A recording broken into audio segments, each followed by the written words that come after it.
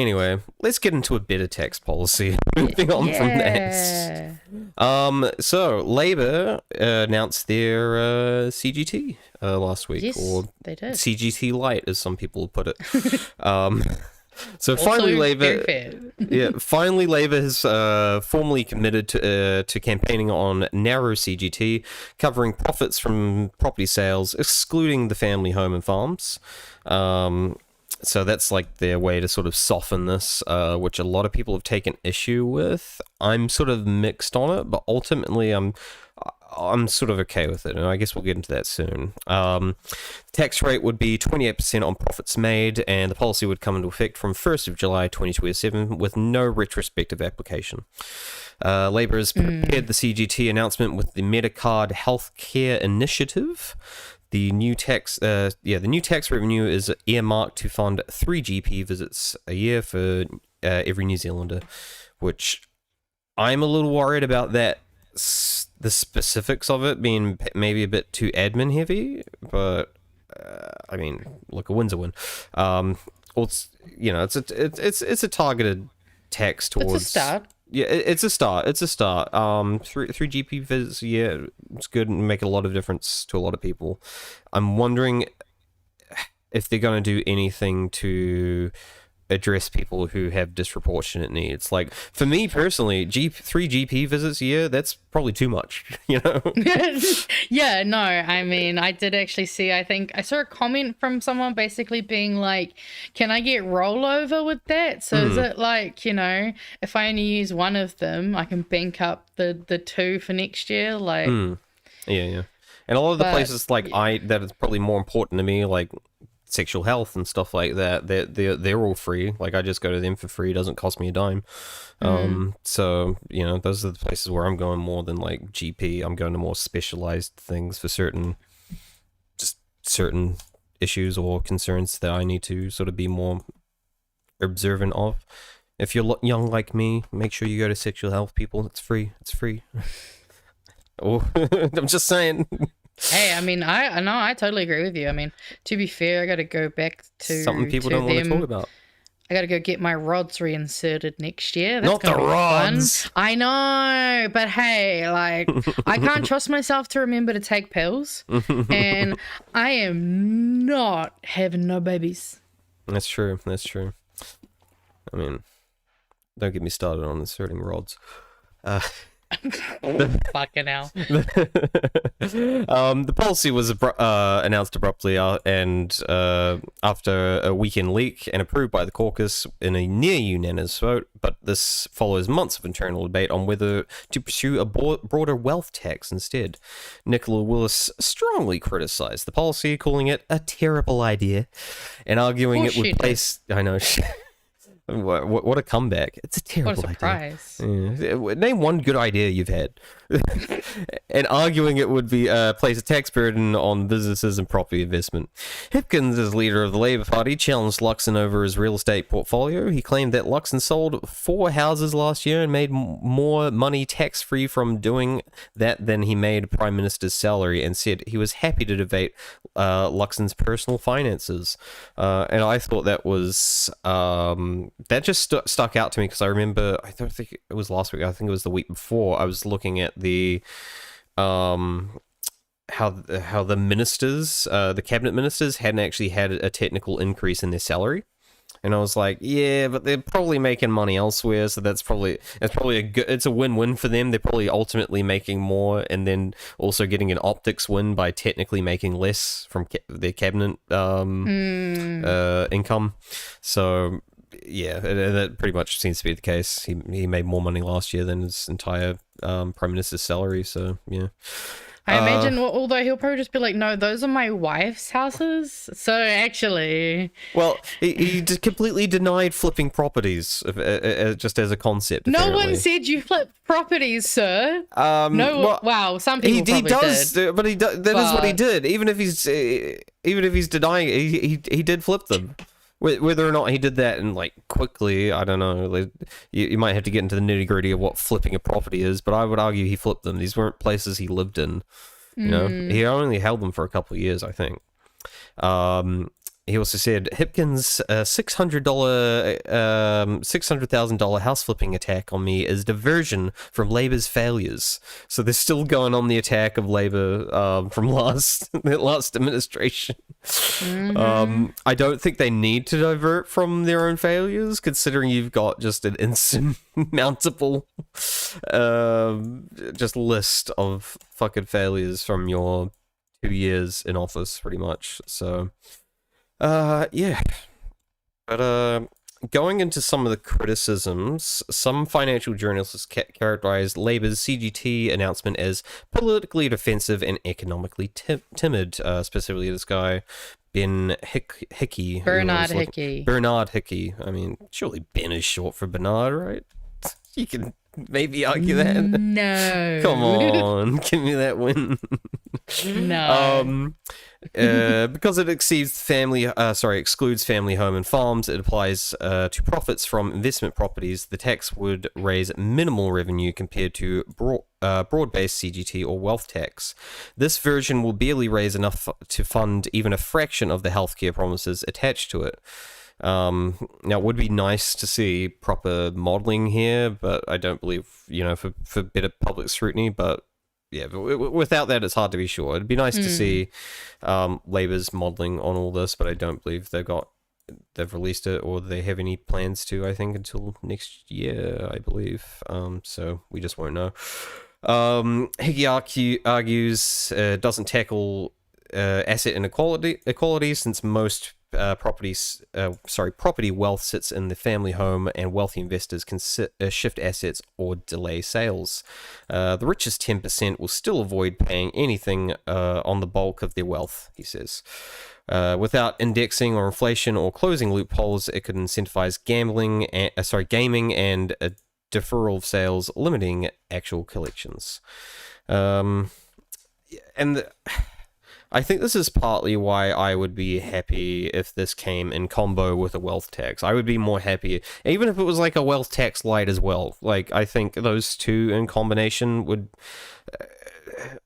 be better, I think, ultimately, than just this sort of light CGT model. Because I also have concerns that this might not be able to raise as much as they need, and I really want them to get this right, like, off the bat, because I don't want it to be like become another political football that can be used as ammunition against them. I'd like them to get it right. So I think that's sort of where I'm coming from when I'm being critical of this. I've seen people saying don't let perfect be the enemy of good, but my counter is not to let good enough be the death of improvement. So that is also a fair argument. I think both go. Yeah, and why can't I both support this policy, say, hey, this is good policy, you guys should, if you want to vote for Labour for it, because this is good policy and we need it, and it's a big step up, but I can also criticize it, I think, at the same time, which I guess is just another angle of this, but I do see this strategy. So historically, they've had a couple of CGT proposals in the past, 2011, 2014, which didn't go well for them. And clearly, the majority of the country do not want a full CGT, from what polling's shown. There's actually a research poll down here if you want to pull that up. Oh, yep. I can we can go in the details there. So that could hurt them going into the next election if they did just go full CGT, if you're looking at the numbers here. But the strategy of like a targeted capital gains with direct benefits, I think is the most important thing. Like there's a direct benefit that's going to be associated with this tax. And once people start feeling like or seeing the improvement of their lives from that one little benefit that they're getting from this tax, I think it might at least loosen people up a bit more to the idea of a full CGT or even a wealth tax, I think. So yeah. I think there is an advantage, like there is method to the madness, I think is what I'm trying to say here. Even though it might not be exactly what we want, or quick enough as a lot of people sort of think it might not be, but I think. So look into some of these stats. If you want to go down a bit, it actually breaks it down by like party and stuff. And there are a couple of interesting things here. Let me make it a bit bigger for me because it's tiny. Okay, so support for full CGT, obviously more and no, I don't think this is the full CGT. Oh. No, this is probably the light CGT. No, sorry, I wasn't meaning different thing. Oh, yes, yeah, sorry. I can't remember this. I think this is for the partial CGT. Anyway, in Labour, of course, majority support, or don't know, I suppose. National majority oppose. Greens majority support. Now, this one I thought was interesting. NZ First, they have 51.8% in support, which I thought was interesting. Which I didn't. Did you expect that? Because I didn't expect that. Kind of, yes, but that's just more from like a. They always weirdly kind of go like this over a lot of the party's alignments. Mm-hmm. Okay, and also because, I mean, capital gains in terms of actually helping, like, because, I mean, when he's got to power his fucking, his superannuants somehow. True. Maybe that would have been Winston's proposal. Rather than the meta card, it would be gold card 2. Or silver card, maybe.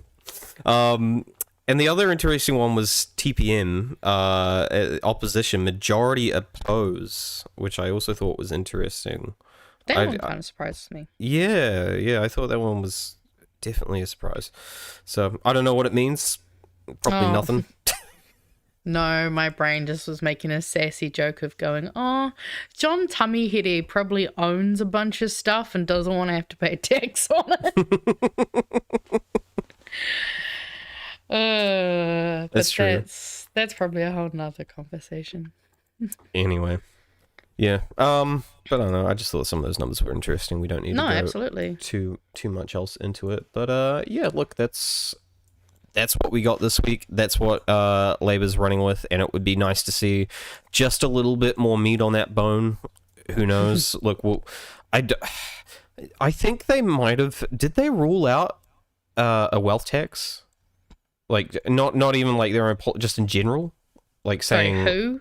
Labour. I can't remember. Someone correct us if they have, because they did in the last like administration. Yeah, well, because I wonder they weren't going to do one, but now they're finally doing a light version of it, which is good. Thank God. Yeah. But also I'm wondering now is like, okay, if it does come to the coalition deal, what are the Greens going to be putting on the table and sort of well, saying, see, that's hey, exactly where I'm kind of sitting. Like, me and my therapist, we had a conversation about it, right? And I don't even mean this unironically. No, me and my therapist, we just have to talk about this government in so many of my fucking sessions. And because obviously I was talking about, wishing it had been a bit more and had been an actual proper wealth tax, but kind of brought to the point of like, well, yes, but this is a good start because hopefully then the Greens, because also this is the other thing is, if we look at the Greens' alternative budget, we could have free dental for all. We could have a bunch of stuff. We could also create 40,000 jobs sustainably. So there's like a bunch of other things that I think could be added to this, but at least it's a starting point, and I think will definitely it'll give the Greens some space to start from and work on hopefully loosening up. And the free dental for all is like a big thing too. Like that's me. I'm at that critical stage where I need to be going to the dentist more to avoid like big issues with my teeth, but I can't afford that shit, and I'm not going. Oh, it's so expensive. Yeah. And the thing is, like, oral health is actually tied to so many other physical ailments. Like, I believe, like, a lot of cardiovascular issues are correlated with bad, oral hygiene. There's some migraines. Yeah, there's just so many, and I mean, it's also right next to your brain. So like, it's a very intricate system going on in there. And there's the big ones, like when you need your wisdom teeth taken out. Oh, you mean like me? Yeah. Yeah, like me. I saw the bill on my fucking wisdom teeth, and I was like, "Oh my goodness, you just got paid thousands of dollars for like an hour's work." That's insane. See, I was kind of lucky in that I just kind of let them rot and turn into a problem, and then I was able to go through the hospital where they only charged $150 to remove basically my impacted tooth, because I originally got quoted something like 4,000, I think, when I first was supposed to get it looked into, but there was no way I was going to be able to afford that.